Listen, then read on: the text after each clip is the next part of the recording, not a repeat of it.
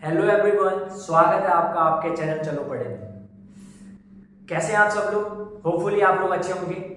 तो आज हम क्या है, बिल्कुल एक बहुत ही इंपॉर्टेंट और इंटरेस्टिंग चैप्टर स्टार्ट करने वाले हैं, वो है साउंड। तो इस वीडियो के इस पार्ट में हम लोग क्या करेंगे, साउंड के बारे में कुछ प्रॉपर्टी है साउंड की, उसके बारे में पढ़ेंगे और उसको डिटेल में जानने की कोशिश करेंगे। तो बच्चों, सबसे पहला जो क्वेश्चन आता है आपके माइंड में वो क्या आता है कि साउंड क्या है। तो जैसा कि आपको पता है कि जो एनर्जी होती है, एनर्जी की बहुत सारी फॉर्म्स होती हैं। अच्छा, मुझे बताओ तो कौन कौन सी फॉर्म होती है।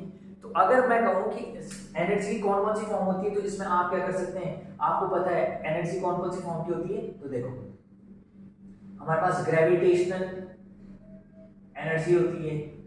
ऐसी क्या एनर्जी का एक और टाइप होता है सोलर एनर्जी, है ना। एक और एनर्जी होती है, और कौन सी होती है, लाइट एनर्जी, है ना, जियोथर्मल एनर्जी। और भी क्या है, बहुत सारी एनर्जी है, पोटेंशियल एनर्जी, काइनेटिक एनर्जी, है ना। एनर्जी के बहुत सारे टाइप होते हैं। अगर क्या है, एनर्जी क्या है, लाइट एनर्जी क्या है, ऐसी एनर्जी जो क्या है हमको देखने में हेल्प करती है। तो यहाँ पर ऐसी एक एनर्जी के बारे में पढ़ने वाले हैं और वो है हमारी साउंड एनर्जी। तो साउंड बेसिकली एक फॉर्म ऑफ एनर्जी है जो कि हमारे कानों में सेंसेशन ऑफ हियरिंग प्रोड्यूस करती है। मतलब ऐसी एनर्जी जिसकी वजह से हम लोग सुन पाते हैं, उस एनर्जी को हम साउंड एनर्जी बोलते हैं या फिर साउंड बोलते हैं। तो साउंड आपको क्लियर हुआ होगा साउंड क्या होता है। बहुत ही आसान था ये, ठीक है। अब थोड़ा सा आगे बढ़ते हैं और ये समझ लेते हैं कि जो क्या है, यहाँ पर ये समझेंगे हम लोग कि क्या है प्रोडक्शन, साउंड का प्रोडक्शन कैसे होता है। तो देखो, साउंड का प्रोडक्शन कैसे होगा।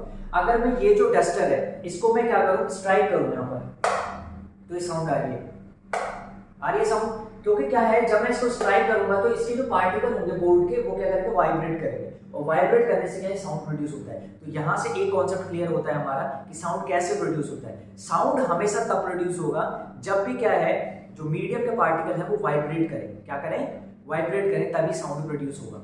जैसे अभी मैं कुछ बोल रहा हूँ, साउंड प्रोड्यूस हो रहा है और आपको सुनाई दे रहा है। तो साउंड कैसे प्रोड्यूस हुआ, तो ये जो हमारी क्या है यहाँ पर वोकल कॉर्ड्स हैं। तो वोकल कॉर्ड में क्या होता है, थोड़ा सा वोकल कॉर्ड क्या है, स्लिट के फॉर्म में प्रेजेंट होती है। ऐसे करके वोकल कॉर्ड्स जो होती हैं उनमें क्या है, ऐसे करके गैप होता है। तो जब हम क्या करते हैं, हमारे जो लंग्स होती हैं वो एयर को बाहर फोर्स करते हैं, एयर को बाहर फोर्स करते हैं। तो ये जो हमारी क्या होती है, यहाँ पे जो स्लिट प्रेजेंट है वो वाइब्रेट होती है, और ये जब स्लिट वाइब्रेट होती है अलग अलग तरीके से, तो अलग अलग साउंड प्रोड्यूस होती है। तो बच्चों, आपको ये याद रखना है, आपको ये समझना है कि साउंड कैसे प्रोड्यूस होती है। साउंड हमेशा तब प्रोड्यूस होगी जब क्या होगा, कहीं पर वाइब्रेशन हो रहा होगा। तो आपको पता लग गया है कि प्रोडक्शन ऑफ साउंड कैसे होता है। A sound produce by means of vibrating object. अगर किसी ऑब्जेक्ट को हम वाइब्रेट कराएंगे तो साउंड प्रोड्यूस होगा। अच्छा, ऐसे ही एक एक्सपेरिमेंट किया होगा आपने।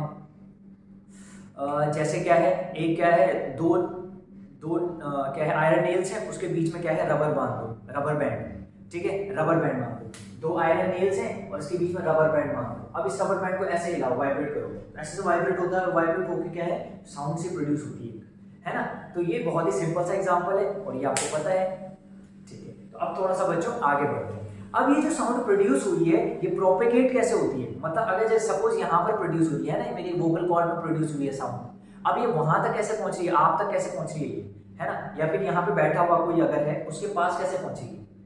तो इसे समझना जरूरी है। तो साउंड के प्रोपेगेशन के पहला पॉइंट क्या है कि मीडियम का होना जरूरी है। क्या होना जरूरी है, मीडियम का। जैसे सपोज साउंड अगर क्या है, यहाँ से प्रोड्यूस हो रहा है साउंड, ठीक है, तो ये तो हो गया हमारा सोर्स, और इधर कोई लिसनर है, इधर क्या कोई लिसनर है, वो सुन रहा है। तो इसके लिए इंपॉर्टेंट क्या है, इसके लिए इंपॉर्टेंट है कि इसके बीच में जहां पे साउंड प्रोड्यूस हुआ है और जहां पे लिसनर है, उसके बीच में कोई मीडियम होना चाहिए। और वो मीडियम कोई भी हो सकता है बच्चों, वो सॉलिड हो सकता है, लिक्विड हो सकता है, गैस हो सकता है।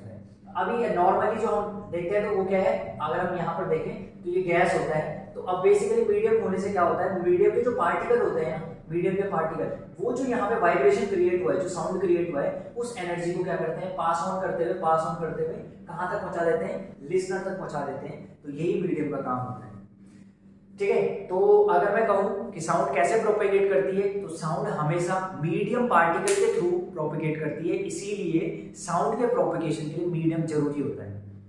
अगर मीडियम नहीं है, सपोज यहाँ पे कोई मीडियम नहीं है, मतलब मैं यहाँ से बता दूं, ना तो यहाँ सॉलिड है, ना लिक्विड है, ना गैस है, तो जो साउंड यहाँ से प्रोड्यूस हुए है ना, यहाँ तक पहुंच ही नहीं पाएगी, यानी लिसनर को सुनाई नहीं देगी, ठीक है। इसीलिए क्या होता है जब हम क्या करते हैं अर्थ के बाहर जाते हैं जहाँ पे कुछ कोई भी मीडियम नहीं है, ना एयर है ना कुछ है, वैक्यूम है वहाँ पर, तो वहाँ पर एक बंदा बोलता है तो जो दूसरा है वो क्या है उसको सुन नहीं पाता है, ठीक है। तो ये सारा रीजन है। अब एक जो इंपॉर्टेंट पॉइंट बच्चों आपने देख रहे हैं वो क्या है कि साउंड जो होता है is a mechanical wave, sound एक मैकेनिकल वेव होती है। अब मैकेनिकल वेव्स क्या होती है? मैकेनिकल वेव्स एक ऐसी वेव्स होती हैं जिनके प्रोपेगेशन के लिए मीडियम की जरूरत होती है, जिनके प्रोपेगेशन के लिए किसकी जरूरत होती है? मीडियम की। अब आपको पता है साउंड के प्रोपेगेशन के लिए किसकी जरूरत है? मीडियम की जरूरत है, इसीलिए साउंड को क्या है मैकेनिकल वेव बोलते हैं। क्या बोलते हैं? Mechanical wave. अगर क्वेश्चन आया कि जो साउंड है उसको मैकेनिकल वेव क्यों बोलते हैं, तो क्यों बोलते हैं? पहला रीजन कि इसके प्रोपेगेशन के लिए मीडियम की जरूरत पड़ती है इसी वजह से, और दूसरा रीजन कि साउंड जो होता है वो मैकेनिकल वर्क से प्रोड्यूस होता है। मैकेनिकल वर्क मतलब वाइब्रेट करने से, जैसे देखो अभी मैंने कुछ वर्क किया तो साउंड प्रोड्यूस हो गया, ऐसे यहाँ पे जो क्या हो रहा है साउंड की प्रोडक्शन हो रही है वो क्या हो रही है? वाइब्रेट करने से हो रही है, तो कुछ वर्क हो रहा है उसमें, है ना। तो क्योंकि वर्क करना पड़ रहा है, मैकेनिकल वर्क करना पड़ रहा है, और साउंड को किसकी जरूरत है? मीडियम की जरूरत है, इसी वजह से साउंड एक क्या है? मैकेनिकल वेव होती है। अब देखो वेव के दो टाइप होते हैं, एक दो नेचर होते हैं, एक होता है लॉन्गिट्यूडनल वेव और एक होता है ट्रांसवर्स वेव। देखो अगर वेव ना आपने अभी तक जो वेव देखी होगी कैसे देखी?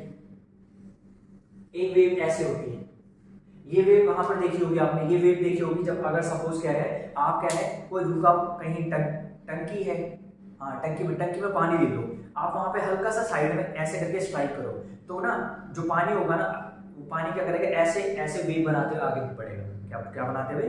ऐसे वेव बनाते हुए आगे बढ़ेगा। तो जब ना कहीं पर वेव ना इस शेप में बने, इस शेप में तो हम बोलेंगे इसको ट्रांसवर्स वेव। कौन सा वेव? ट्रांसवर्स। तो इसकी खास बात क्या है? इसकी खास बात ये होती है कि वेव की जो प्रोपेगेशन डायरेक्शन है वो ये वाली है, और जो ये मीडियम के जो पार्टिकल्स हैं वो वाइब्रेट कर रहे हैं ऐसे करके, ऊपर नीचे वाइब्रेट कर रहे हैं। तो वाइब्रेशन तो ऐसे हो रहा है और प्रोपेगेशन ऐसे हो रहा है। तो जब मीडियम के वाइब्रेशन और प्रोपेगेशन के बीच में 90 का एंगल बनता है तो उसको हम बोलते हैं ट्रांसवर्स वेव, ठीक है। अब क्या होता है जो साउंड होती है वो ट्रांसवर्स नेचर की लॉन्गिट्यूडनल वेव होती है। लॉन्गिट्यूडनल में क्या होता है कि लॉन्गिट्यूडनल वेव हमारी कुछ ऐसे बनती है,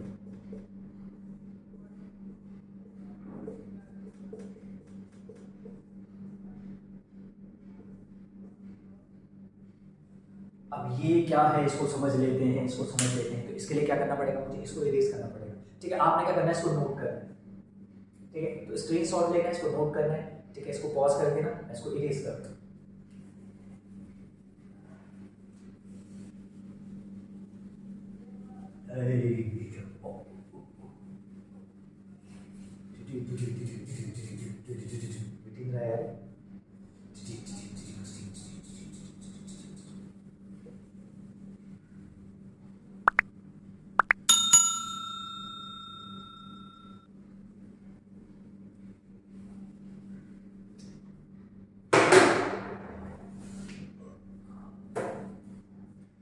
तो देखो बच्चों दो टाइप की वेव है, एक है ट्रांसवर्स वेव और एक है हमारी लॉन्गिट्यूडनल वेव। अच्छा ट्रांसवर्स वेव क्या होती है? ट्रांसवर्स वेव जब ना वेव इस तरीके से बने जहां पर क्या है ये मैं ये कहता हूं ये मीडियम के पार्टिकल्स हैं, तो मीडियम के जो पार्टिकल्स होते हैं वो ऐसे करके क्या कर रहे हैं? वाइब्रेट हो रहे हैं, ठीक है। और यहाँ पे अगर मैं देखूं तो ट्रैवल कहाँ कर रही है? वेव ऐसे ट्रैवल कर रही है। तो जब वेव ऐसे ट्रैवल करे और जो हमारा क्या है डिस्टरबेंस हो, मीडियम के पार्टिकल का डिस्टरबेंस हो कुछ ऐसे हो, तो हम कहते हैं कि यहाँ पे एंगल कितना बनता है? 90। तो डिस्टरबेंस, ठीक है, और क्या है जो प्रोपेगेशन है उसके बीच में एंगल बनने 90, तो ऐसी वेव हमारी होती है ट्रांसवर्स वेव। और एक वेव होती है हमारी इस तरीके से, हम इस तरीके से डिनोट करते हैं उस वेव को।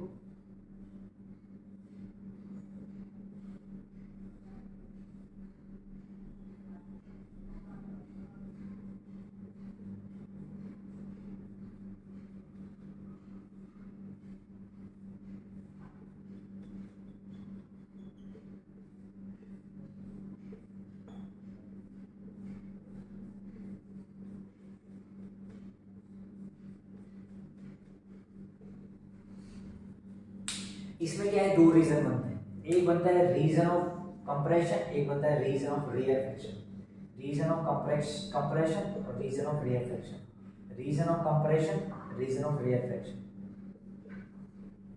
अब रीजन ऑफ रेयरफेक्शन क्या है, देखो यहाँ पर ना इस वेव की खास बात होती है कि जो ना वाइब्रेशन होता है ना वो ऐसे होता है, ऐसे करके वाइब्रेट होता है पार्टिकल, ऐसे करके वाइब्रेट होता है। वाइब्रेशन भी ऐसे ही और प्रोपेगेशन भी ऐसे ही। जब ना वाइब्रेशन भी ऐसा ही हो और प्रोपेगेशन भी ऐसा ही हो तो एंगल तो क्या होगा, सेम डायरेक्शन में क्या इनके बीच में जो एंगल बनेगा वो 0 डिग्री का बनेगा, ठीक है। यानी वाइब्रेशन भी ऐसे हो रहा है, प्रोपेगेशन भी ऐसा। इसमें क्या हो रहा था, वाइब्रेशन तो ऐसे हो रहा था और प्रोपेगेशन ऐसे हो रहा था, मतलब आगे ऐसे ट्रैवल कर रही थी और वाइब्रेट ऐसे कर रही थी, एंगल बनता था 90। यहाँ पे क्या वाइब्रेट भी ऐसे हो रही है और प्रोपेगेट भी ऐसे ही हो रही है। तो जब इस तरीके का एंगल बनेगा 0 तो हम कहेंगे कि ऐसी वेव हमारी जो होगी वो लॉन्गिट्यूडनल वेव होगी। और लॉन्गिट्यूडनल की खास बात ये होती है कि इसमें क्या बनता है, एक बनता है रीजन ऑफ कंप्रेशन और एक बनता है रीजन ऑफ रेयरफेक्शन। एक बनता है रीजन ऑफ कंप्रेशन, एक बनता है region of rarefaction, compression rarefaction, इस तरीके से।